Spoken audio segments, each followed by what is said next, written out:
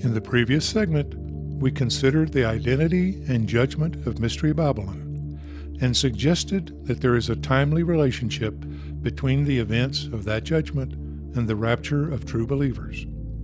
In this segment, we'll look carefully at the rapture itself and consider its importance as a great sign of the end of the age.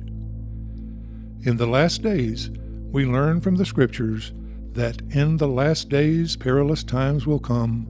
Many will turn away, following false doctrines, false messiahs, and will turn their ears away from the truth.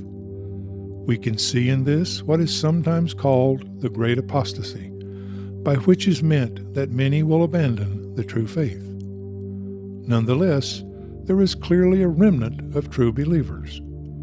We would liken this group to the wise virgins in the parable of the wise and foolish virgins, which we previously considered.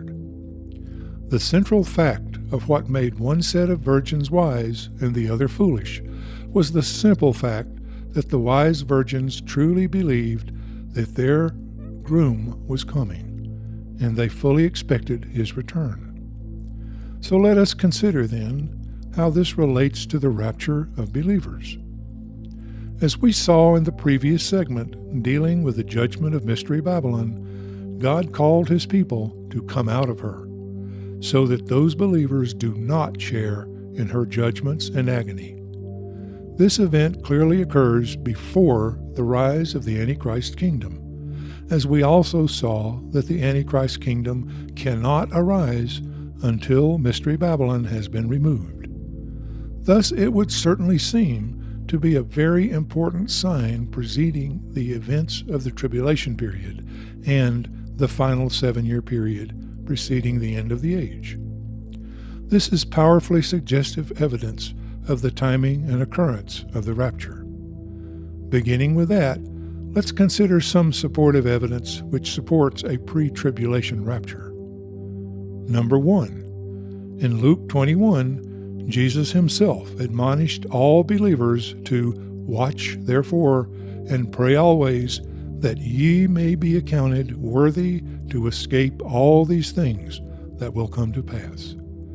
He was teaching on the events that will be fulfilled at the end of the age, and clearly he was pointing to the hope that true believers will not undergo the terrible events of the tribulation period, but would instead be gathered safely to himself. We're told in 1 Thessalonians that those who are alive shall meet the Lord in the air.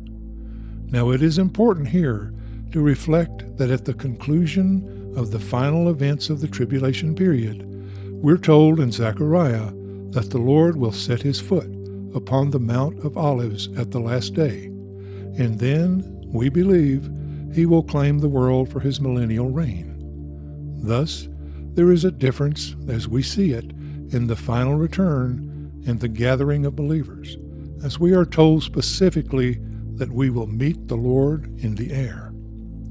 In Matthew, we learned that the Lord will come as lightning flashes from east to west. In that flash, we believe he will gather together all true believers, or, if you like, all of the wise virgins who were expecting him at the time of his return, who were, in fact, watching and praying for that wondrous event. Number 3. We're also told in 1 Corinthians that believers will be changed in an instant, in the twinkling of an eye, suggesting an incredible joining together with Jesus as he streaks like lightning across the skies of the earth. Considering all of these and other scriptural insights as well, it seems that the body of believers can hold great hope of being rescued from the coming wrath. Does this mean that there will not be Christians who enter the tribulation period? Not at all. In fact, the Scriptures indicate that there will be multitudes of Christians who will be martyred during the tribulation period, and it is our feeling that they might be considered as the foolish virgins who awaken only after the occurrence of the rapture and realize that they have been asleep and not expecting the arrival of the bridegroom. So there is still hope for countless millions for their final salvation, only providing that they stand firm in the truth during the tribulation period. In conclusion, when taken together, we see in these two super signs, the judgment of Mystery Babylon and the rapture of true believers, the path which opens to the final years leading to the end of the age and the coming millennial reign of Christ.